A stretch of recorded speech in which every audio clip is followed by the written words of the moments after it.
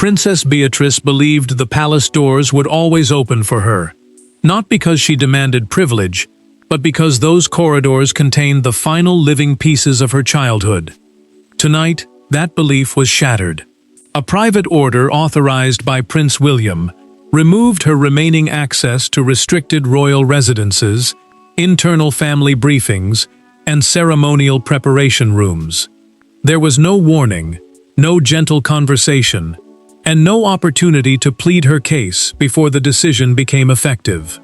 Before we go deeper into what this really means for the royal family, make sure to subscribe so you don't miss a single update. Beatrice stared at the sealed folder as a senior household official placed it on the table. She expected a routine security notice, another adjustment to protected entrances. Instead, the first paragraph told her that William had approved an immediate directive withdrawing her last private royal access. A directive was a formal instruction, and this one covered restricted family areas, advanced ceremonial briefings, and residences she had entered since childhood. Edoardo Mapelli Mozzi watched her fingers tighten against the table. He had seen her face public scrutiny, but this was different. The order did not remove a title or cancel an appearance. It cut her off from spaces where memory and family still met. Beatrice read the page again, searching for an accusation that might explain the severity. None appeared. The document cited only a breakdown of private confidence, words cold enough to hide almost anything. She lifted her eyes and asked to speak to the Prince of Wales. The official hesitated, then admitted that William had instructed the household not to reopen the decision that evening. The Prince of Wales was the title given to the monarch's direct heir, but in that moment he was not merely the future king. He was her cousin, and he had chosen distance before allowing her a defense. Edoardo moved closer, yet Beatrice raised one hand, asking him silently to wait. She placed her palace identification pass beside the order, rather than surrendering it directly. "Did William know I would receive this tonight?" she asked. The official gave a restrained nod. That answer wounded more deeply because it proved the timing was deliberate. Then Beatrice noticed a reference code beneath the line. She recognized it immediately. It belonged to an earlier Windsor incident she believed had been settled months ago, behind closed doors and without consequence. Her shock hardened into fear. This was not a sudden security review. Someone had reopened the past, and to understand why that hidden incident could destroy her final link to royal life, the loyalties binding Beatrice to William and tearing them apart, had to be exposed at last.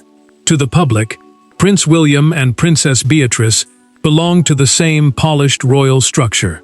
Behind the gates, their positions had become dangerously unequal. He was preparing to inherit the monarchy's burdens, while she was carrying the consequences of a branch of the family that had lost influence, protection, and trust. Their conflict was not simply between cousins. It was between a future sovereign determined to secure the crown and a woman terrified of losing her family history. William believed the monarchy could no longer survive blurred boundaries. Every private entrance, confidential briefing, and restricted room had to be protected by people with clear duties and reliable judgment. A senior working royal is a family member who officially represents the monarch through public engagements and state responsibilities. Beatrice held no such role, yet Windsor gatherings, family chapels, and hidden palace rooms still connected her to Queen Elizabeth II and to the life she had known before everything changed. Beatrice felt the punishment reaching far beyond access. She had spent years carrying the weight of Prince Andrew's downfall without openly attacking the crown or defending every decision made by her father. She believed restraint should have earned trust. Instead, William saw that loyalty differently. The future king feared that whenever Andrew felt cornered, his daughter would place family protection above palace discipline. Sarah Ferguson learned about the order directly from Beatrice, not from the royal household. Anger rushed through her before the explanation was finished. She grabbed the telephone and demanded that King Charles be called immediately, convinced that the monarch would never permit such treatment. The Duchess of York had survived public disgrace before, but this felt personal. It was her daughter being pushed outside now. Beatrice reached across the table and calmly took the telephone from Sarah's hand. She placed it face down and told her that another emotional intervention would only confirm William's deepest fear, that the York family could not accept a boundary without turning it into a public battle. Sarah stared at her daughter, stunned by the restraint. Beatrice looked composed, but her voice carried the pain of someone defending the man who had just rejected her. Charles knew nothing about the timing. Palace access rules had been under review, but he had not been told that Beatrice would lose everything that night. The king had already delegated greater household authority to William, giving his heir control over sensitive security decisions. That transfer had now allowed the prince to act before his father could hesitate. Charles demanded to know why the order had been accelerated. An aide entered carrying a confidential Windsor security summary, a protected written account used to record internal incidents involving royal safety and access. The king opened it and froze when he saw the same reference code Beatrice had noticed. Her restraint had hidden a far darker truth. This decision had not grown from years of vague suspicion. It had been triggered by one exact moment inside Windsor Castle. Every family rupture has a moment that later feels inevitable. For William and Beatrice, that moment came during a private memorial preparation meeting at Windsor Castle.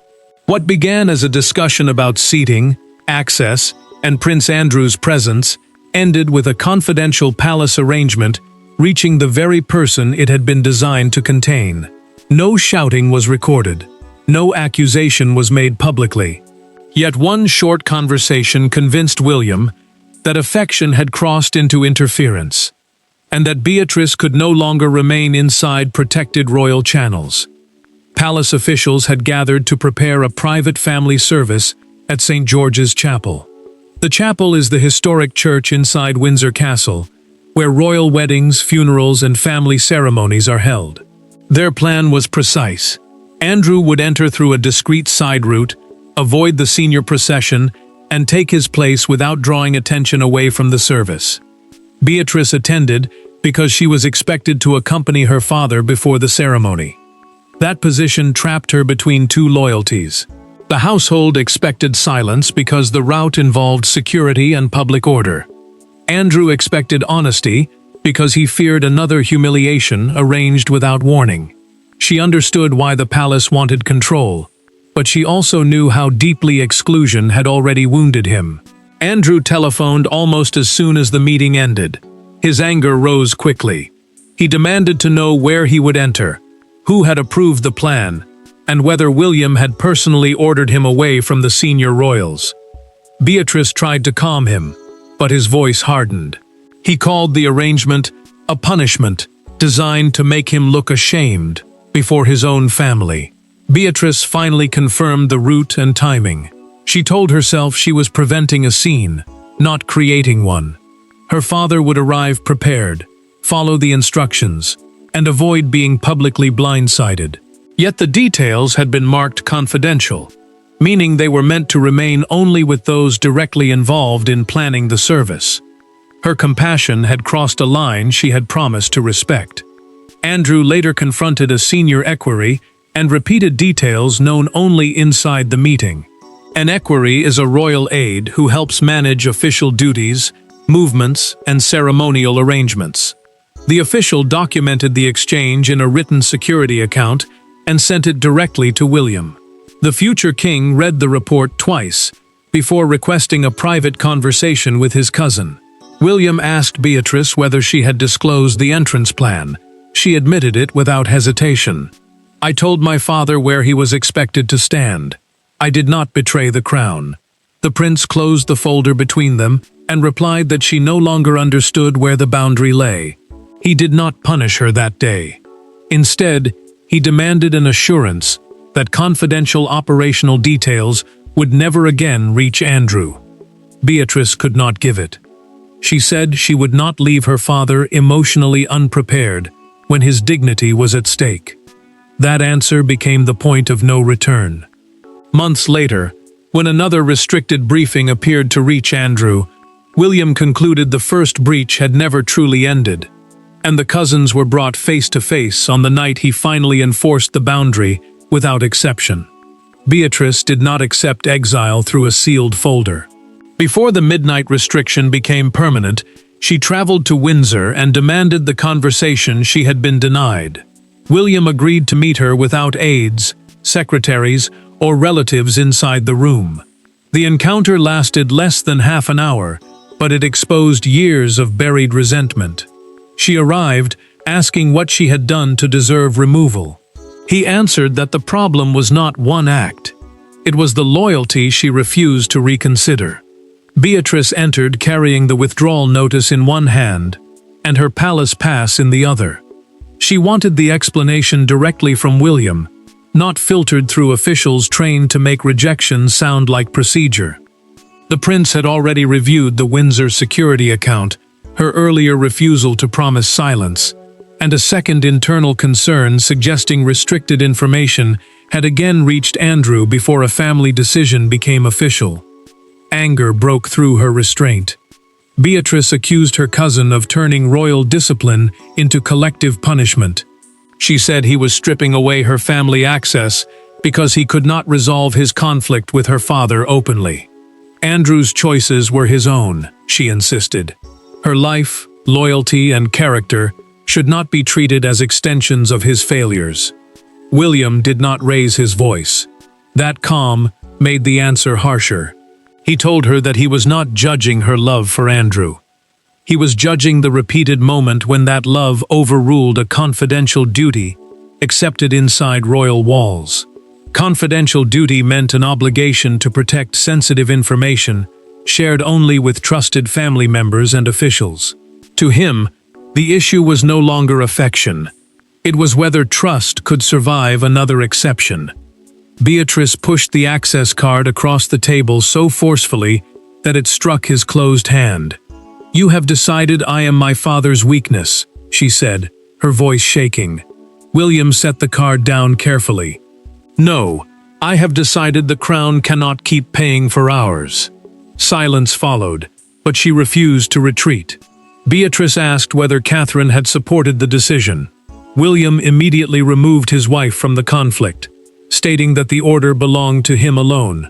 He would not hide behind the Princess of Wales or allow anger to be redirected toward her. Then Beatrice revealed what she had never used as a weapon before. Charles had once promised her privately that she would never lose personal access to Windsor while he remained king. William's expression tightened. He replied that the promise had been emotional, not operational, and that control over protected access had since shifted to him. William offered one narrow concession. Beatrice could still attend formally invited family occasions, but she would receive no private entry, advance briefings, or unrestricted movement. She would no longer enter as an insider. She would arrive as a guest. The meeting ended without forgiveness. Yet his final words exposed the deeper crisis. How had William gained the power to close a royal door that Charles had once promised would remain open? The order carried William's approval, but its power came from a deeper transfer already taking place inside the monarchy. King Charles had gradually entrusted his heir with greater control over security, residences, family coordination, and the future shape of royal service. That delegation was designed to create stability.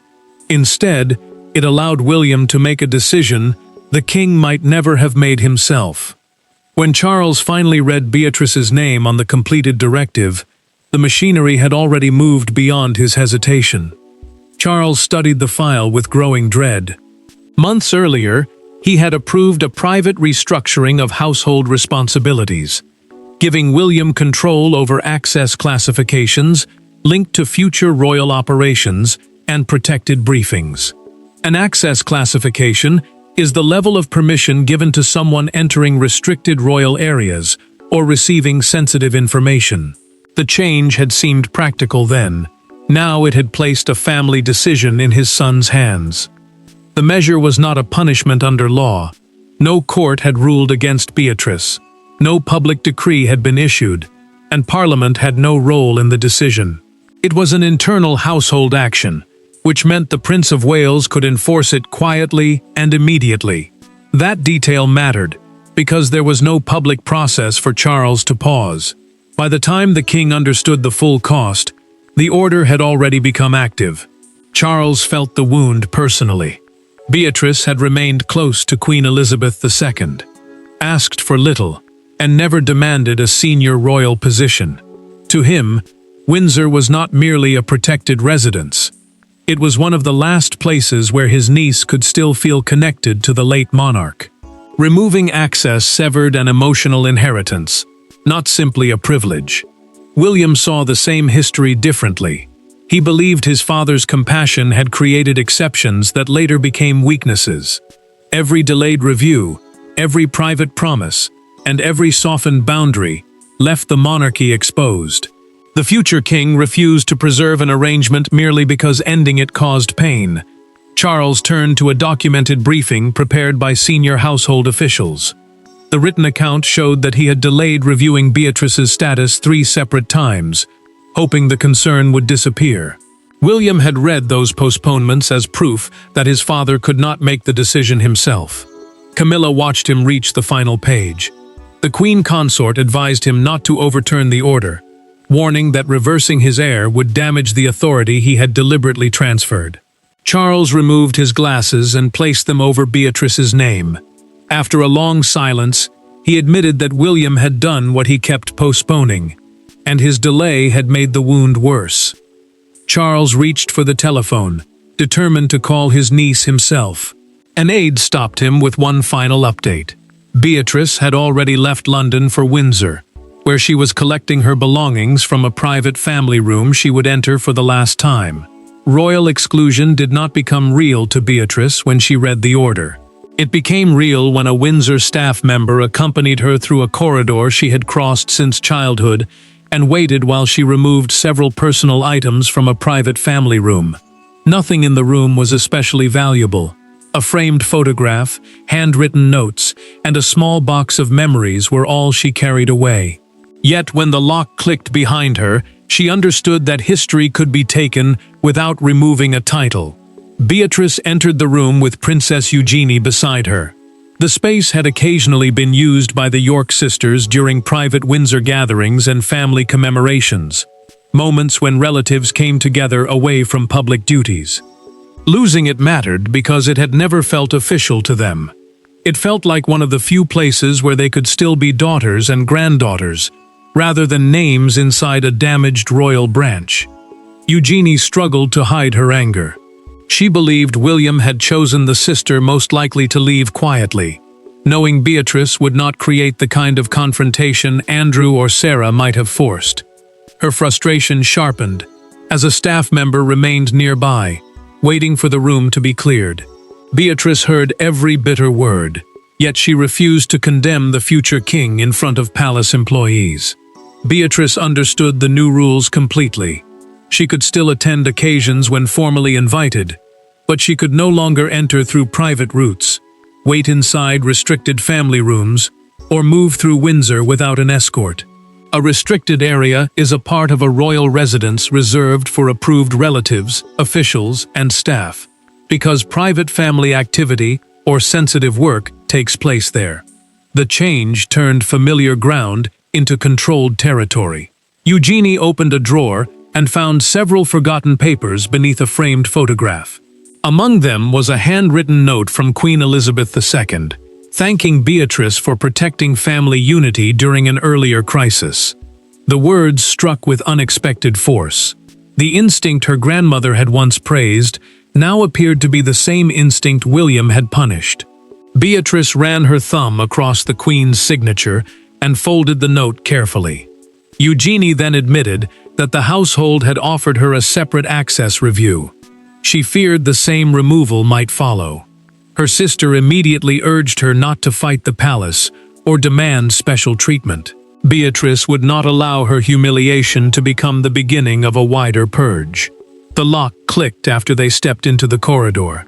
Eugenie reached for her hand. "Do not let them say I fought for a corridor," Beatrice whispered. I was fighting for the people who once stood inside it." Charles telephoned before they reached the exit. Beatrice did not ask him to reverse William's order. Instead, she requested one private meeting, without advisors, parents, or palace intervention. That difference between defending privilege and defending belonging would shape her final appeal when she faced the king not as a royal subject, but as family. Beatrice entered her meeting with King Charles, carrying the power to deepen the royal fracture. She could ask him to overrule William, invoke the memory of the late queen, or expose the private promise that Windsor would remain open to her. She did none of those things. With no aides present and no institutional language between them, she made a decision neither man expected. She accepted the loss, but demanded that the crown stop confusing her silence with guilt. Charles met her privately after her final visit to the Windsor room. He began without ceremony, admitting that he should have spoken to her before the order arrived. A directive is a formal instruction issued through royal household authority, and reversing this one would weaken the power he had already transferred to William.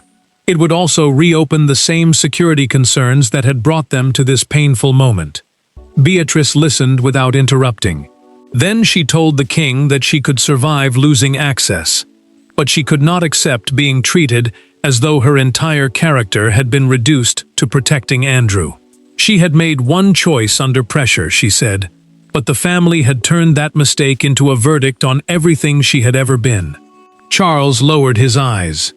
He admitted that the monarchy had relied on her discretion for years, especially during moments when the York family threatened to pull private pain into public view.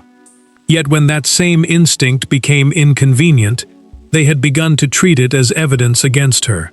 The confession did not restore anything, but it gave Beatrice what the order had denied: recognition. Beatrice then surprised him. She refused to ask for reinstatement.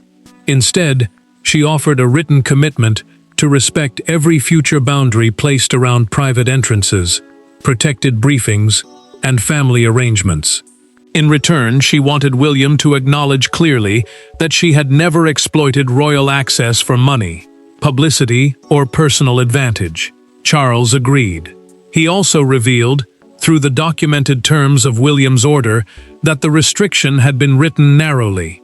Beatrice had lost private access, but not family invitations, charitable associations, or her place at closed commemorations. She had been removed from protected channels, not erased from the family itself. Beatrice finally told him she would not force him to choose between his heir and his niece. Charles reached across the table and took her hand.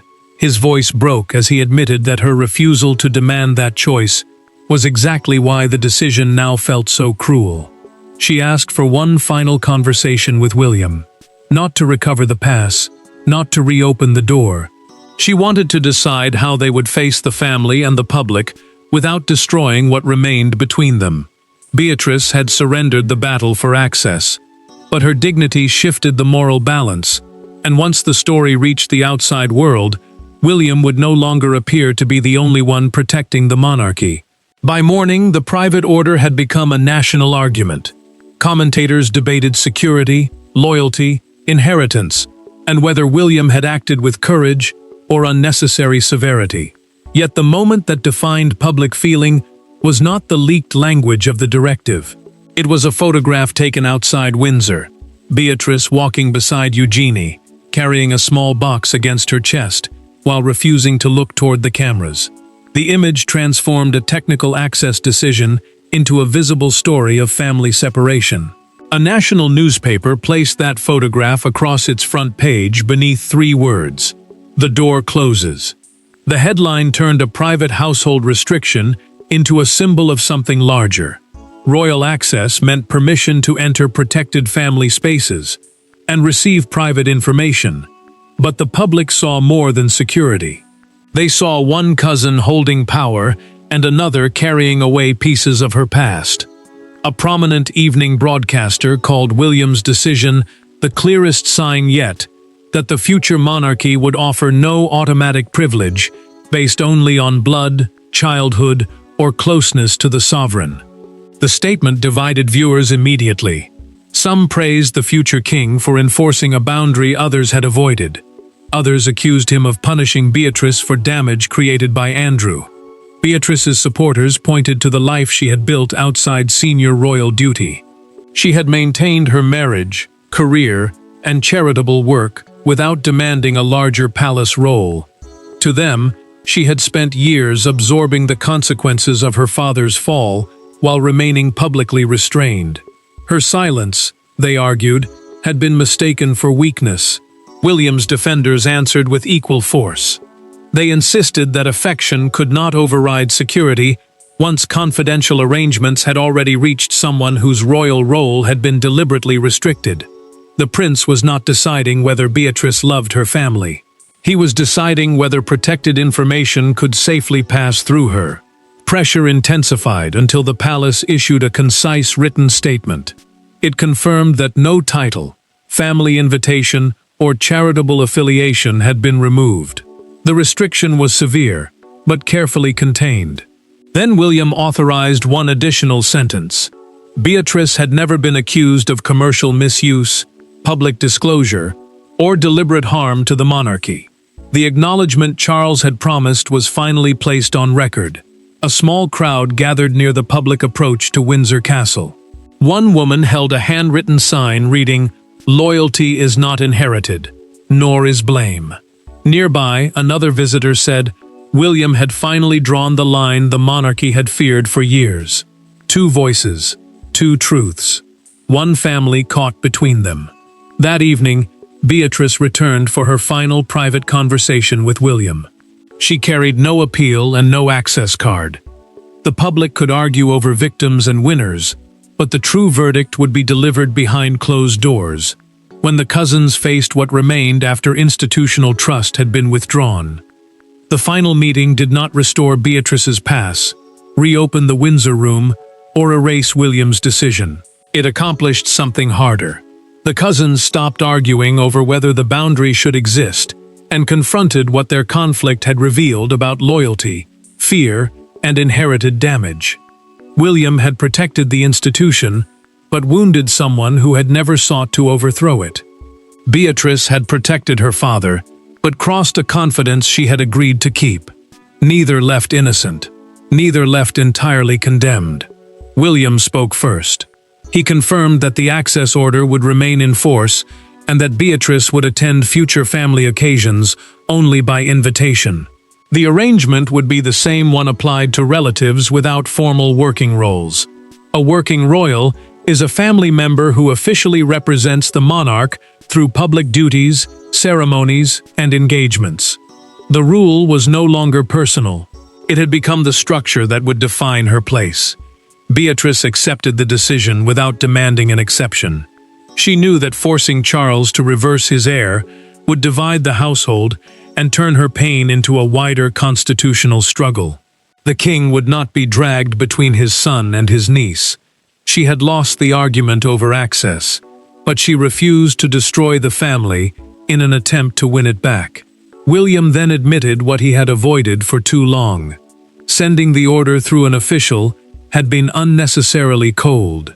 He had feared that speaking to Beatrice first would weaken his resolve, and he had hidden behind procedure, because procedure could not look hurt. The future king did not withdraw the boundary, but he accepted that authority without compassion had made the punishment crueler than necessary. Beatrice answered with equal honesty. She acknowledged that revealing the Windsor entrance arrangement had breached confidence. Her intention had been to protect Andrew from humiliation, not undermine William, but intention could not erase consequence.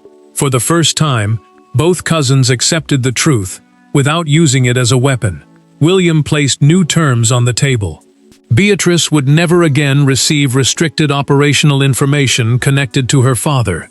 Yet she would remain part of family remembrance, private celebrations, and personal contact with Charles and William. Then he returned the handwritten note from Queen Elizabeth II that she had accidentally left with the king. Beatrice held the note, while William told her that protecting family unity did not mean carrying every relative across every boundary. She rose to leave. Before she reached the door, he called her back by the childhood nickname once used inside the family. Beatrice turned. William did not apologize for the order, and she did not ask him to remove it. They embraced briefly, acknowledging the wound without pretending it had disappeared. The palace boundary remained. The access card was never returned. Yet Beatrice left with something more important than unrestricted entry: the certainty that her worth did not depend on the doors her family controlled. William preserved the authority of the future crown, but he learned that firmness without humanity becomes another form of failure. The matter was closed, the family bond survived, and both walked away changed. Thanks for watching. Please don't forget to like and subscribe, and we will see you in next one.